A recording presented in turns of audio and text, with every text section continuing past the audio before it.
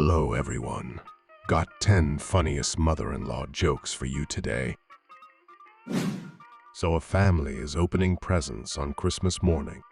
The husband has just finished opening his gift from his mother-in-law, who asks him, "Where's mine?" He replies, "I didn't get you anything this year." His mother-in-law is visibly upset, but composes herself and asks, "Why not?" The man responds, "Well, I figured there was no point when you didn't even use what I got you last year." She exclaims, "It was a burial plot." So last night, I came across 6 men beating up my mother-in-law. My wife asked, "Aren't you going to help?" I said, "No, 6 should be enough." So 3 farmers are discussing about their gains and problems about farming over a cup of tea. First farmer exclaims, "My main problem is birds. They keep stealing my crops, and they just laugh at all the scarecrows. They even hide inside them."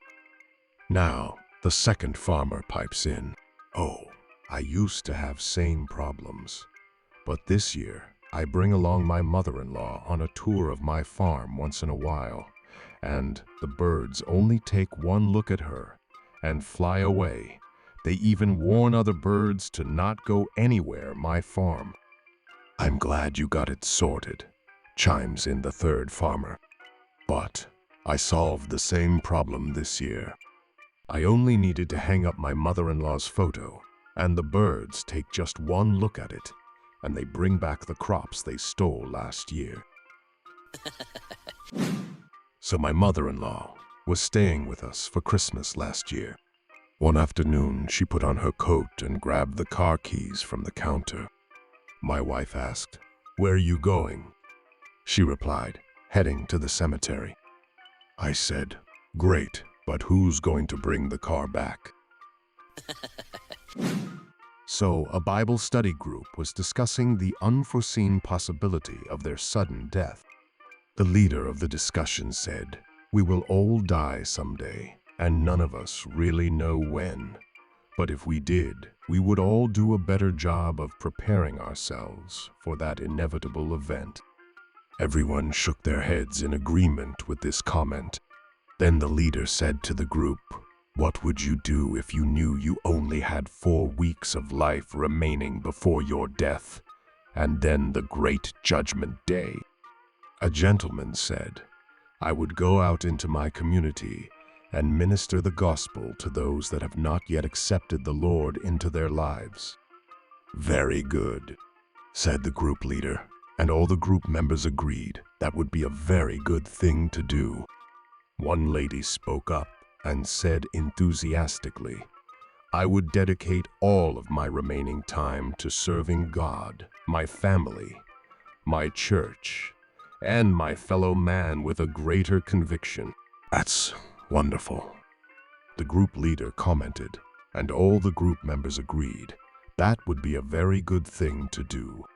But one gentleman in the back finally spoke up loudly and said, "I would go to my mother-in-law's house for the 4 weeks."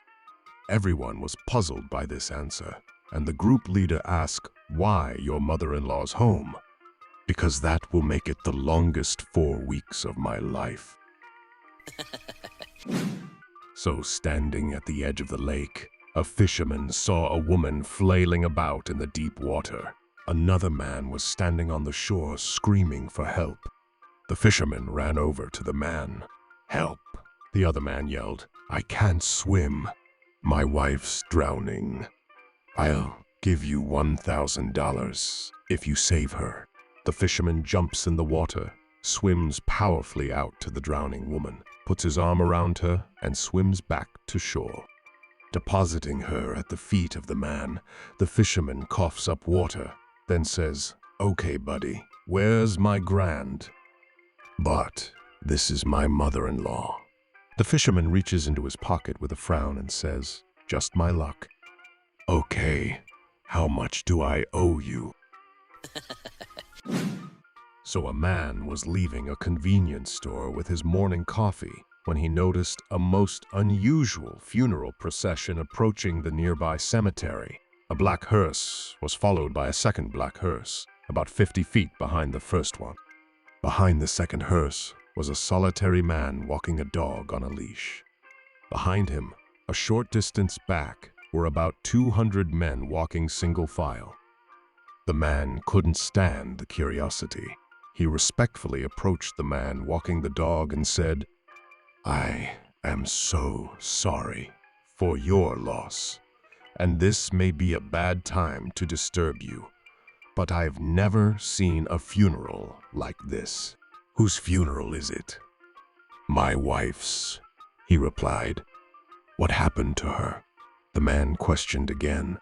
"She yelled at me and my dog attacked and killed her." He inquired further, "But who is in the second hearse?"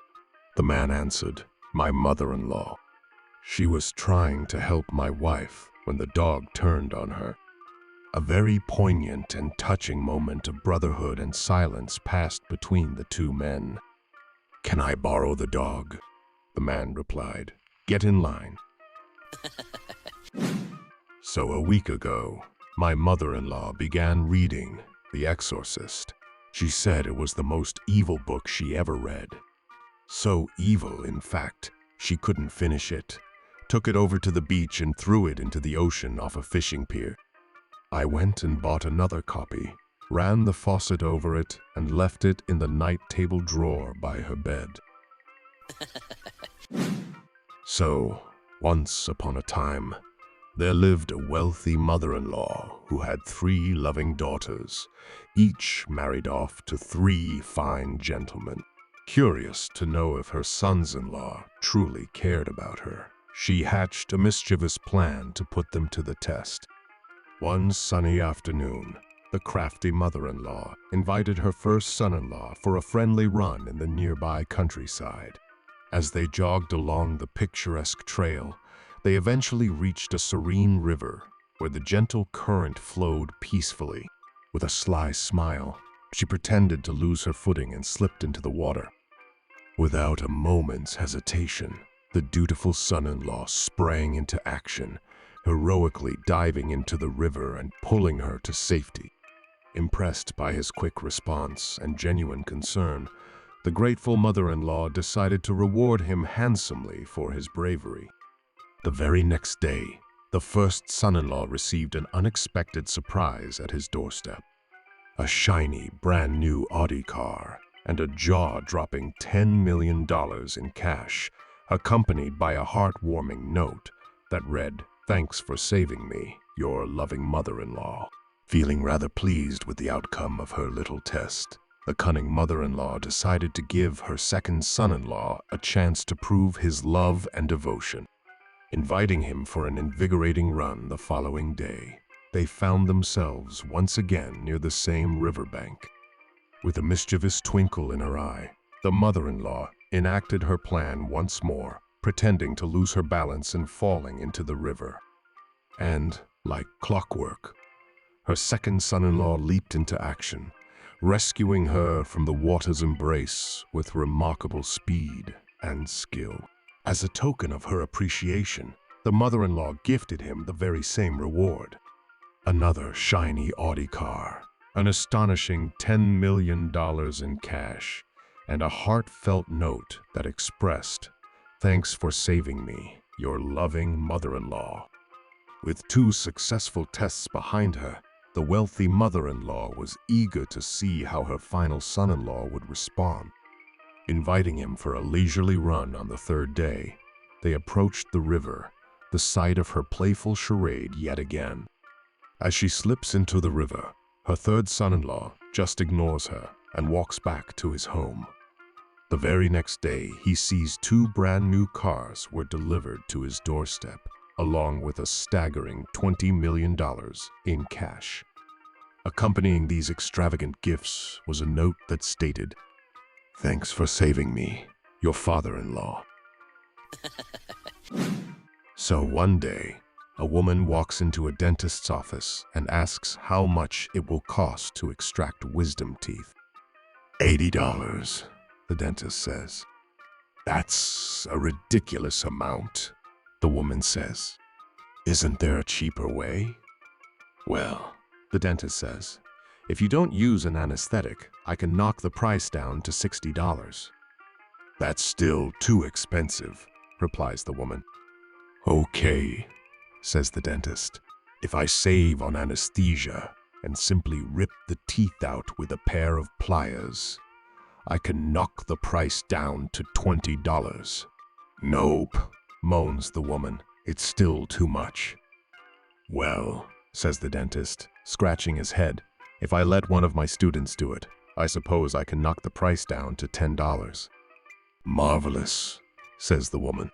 May I book my mother-in-law for next Tuesday, please?